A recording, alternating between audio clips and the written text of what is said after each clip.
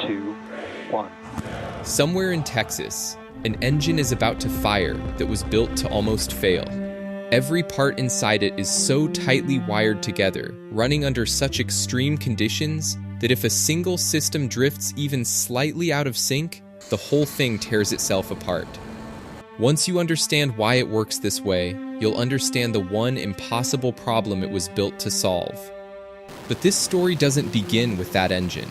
It begins with a smaller company, building a far simpler machine, chasing a far smaller goal. 2 decades ago, SpaceX needed a rocket good enough to reach orbit before the company ran out of cash. They named it Falcon, and the engine that powered it, Merlin, a private California startup entering orbital rocket launches in the early 2000s, looked reckless. Almost nobody believed it would work, so almost nobody funded it. Elon Musk poured his own PayPal fortune into keeping the company alive, burning cash nearly as fast as rocket fuel. Musk's instructions for Merlin were blunt. Forget elegance. Just build the cheapest, simplest engine that could possibly work. So what does cheap and simple look like? Inside every rocket sit 2 propellant tanks, one for oxygen, one for fuel.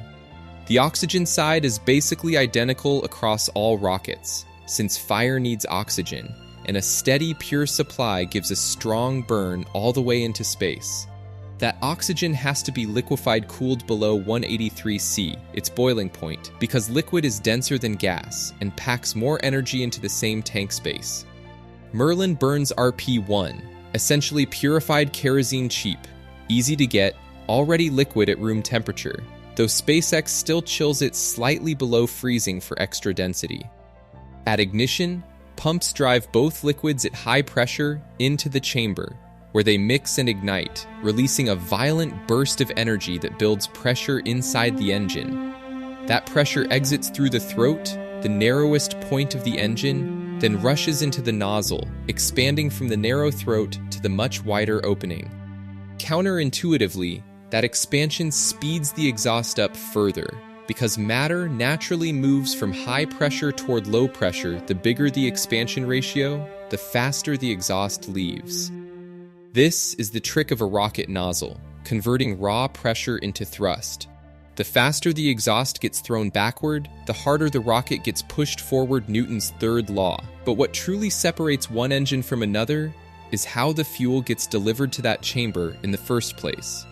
In Merlin, the twin pumps for fuel and oxygen are spun by a gas generator, a miniature rocket engine with its own tiny chamber and nozzle, fed by a small side stream of propellant, firing its exhaust directly into a turbine blade.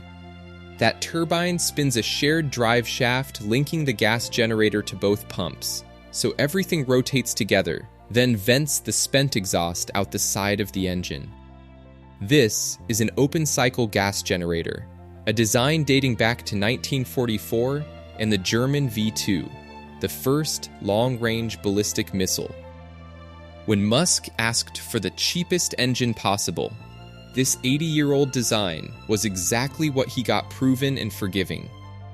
But cheap also means performance left on the table, so what happens if you seal that cycle shut and trap the exhaust pressure inside? Merlin remains a fantastic engine. But building the next generation of SpaceX's vehicle demanded a next-generation engine. For Starship, Musk's new mission was the opposite of Merlin's brief. Build the most complex rocket engine ever made, give it the highest thrust-to-weight ratio in existence, and burn a fuel no orbital rocket had used before. The era of leaning on old designs was over. Start with the fuel. Instead of kerosene, Raptor burns methane, also liquefied at cryogenic temperature. Extra complexity, but worth it. Kerosene is a long-chain hydrocarbon, hard to fully combust, and some always survives as solid leftover matter even inside a combustion chamber. That leftover carbon is soot, and like inside a chimney, it clings to the engine and builds up as coking. A single-use rocket sinks to the ocean floor after one flight, so it never matters. But a reusable engine needs that coking scrubbed out between launches, and that can't survive Musk's vision of engines launching multiple times a day. Methane solves this almost by accident, mostly hydrogen, with 1 carbon atom per 4 hydrogen atoms, so it combusts almost completely, leaving nothing behind. The same reason your stove burns natural gas all day without residue. Now compare Raptor's internal design to Merlin's older layout. Raptor runs on a full-flow staged combustion cycle, an extraordinarily complex arrangement of pumps, turbines, and plumbing. Propellants move from the tanks into main pumps, then into a pair of separate gas generators, one for oxygen and one for methane, each spinning its own independent turbine, integrated into a single unit called a turbopump. On the oxygen side, cold liquid oxygen flows from the tank into the pump, then into a pre-burner, the same miniature engine concept, now merged into the pump. Almost all the liquid oxygen passes through, mixing with a small amount of methane and igniting. That flips the oxygen back to gas, and since matter flows from higher to lower density, it accelerates violently into the turbine, spinning the very pump-forcing liquid up from the tank. Only a small amount of methane is added, so the oxygen doesn't burn away, it just gets scorching hot, vaporizes, and expands enormously, driving a huge spike in pressure, then gets forced through injectors into the main combustion chamber. There's a chicken and egg problem here. If the turbine spins the pump, and the pump feeds the gas generator that spins the turbine, how does anything start moving in the first place?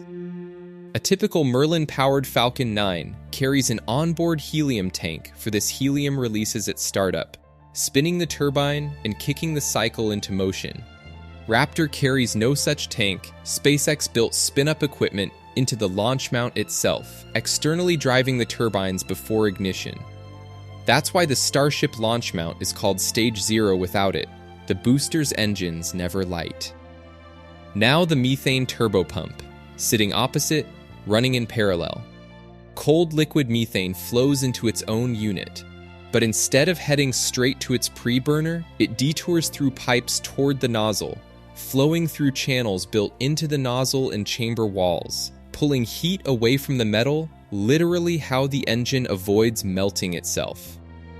Heated, it returns to the methane turbopump, enters its own pre-burner, meets cold liquid oxygen, and ignites, spinning its own turbine, connected back to the fuel pump above.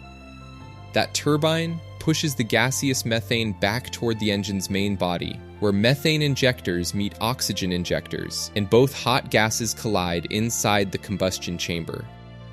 That final collision happens at extraordinary pressure, over 300 times Earth's atmospheric pressure at sea level, with the newest Raptor 3 builds approaching nearly 400 times ambient in testing. Because matter flows from high pressure to low, the turbopumps must run even higher, around 600 times ambient, or combustion would blow back into the fuel tanks and everything would explode. The only way to sustain that pressure is to eliminate the exhaust vent entirely, sealing the cycle shut. Why this is a closed cycle, unlike Merlin's open cycle. All the pressure from both gas generators stays trapped inside. Methane's clean burn makes this possible. Try it with kerosene, and soot would clog the system in seconds. That's also where full flow comes from. Every drop of fuel and oxygen passes through the gas generators before reaching the chamber. Staged combustion means the propellants ignite twice, first in the pre-burners, then again in the main chamber. If all that sounded complicated, that's because it is. Musk himself has described igniting this engine as a delicate dance between the fuel and oxygen systems, where everything is interconnected and everything affects everything else. If those two cycles drift even slightly out of sync, the entire engine explodes. So what does all this complexity buy? A relatively small engine producing a genuinely massive amount of thrust. The current version produces 280 metric tons of thrust at sea level, not the most powerful rocket engine ever built, That title belongs to the F1, which lifted the Saturn V and produced more than double this engine's thrust, but was also enormous enough to park a Jeep inside its bell. By comparison, this engine is compact, roughly 3 meters tall and 1.5 meters wide at the nozzle, small enough that SpaceX packs 33 into a single booster. It's also far smaller than the RS-25, which powered the space shuttle, and now NASA's SL's moon rocket, the RS-25, produces only about 190 metric tons of thrust, despite being roughly twice the size. That gap gives SpaceX an unmatched power-to-weight ratio. It achieves that by running its combustion chamber at significantly higher pressure than any other rocket engine on Earth, currently 350 bar, over 5,000 pounds per square inch, versus Merlin's roughly 100 bar. More chamber pressure means more thrust. By any reasonable measure, this is an insane object. It runs at pressures that would crush a submarine hull instantly, permanently one misstep away from a rapid, unscheduled disassembly. And SpaceX needs 33 of these firing in perfect harmony just to get one Starship off the ground. That isn't a flaw in the design. It's the entire point. Because reaching Mars and building something permanent once you're there was never going to happen with a safe, gentle engine. It only happens with one willing to dance on the edge of destruction every single time it fires. That's the impossible problem this engine exists to solve, and the reason Starship is built to connect entire worlds.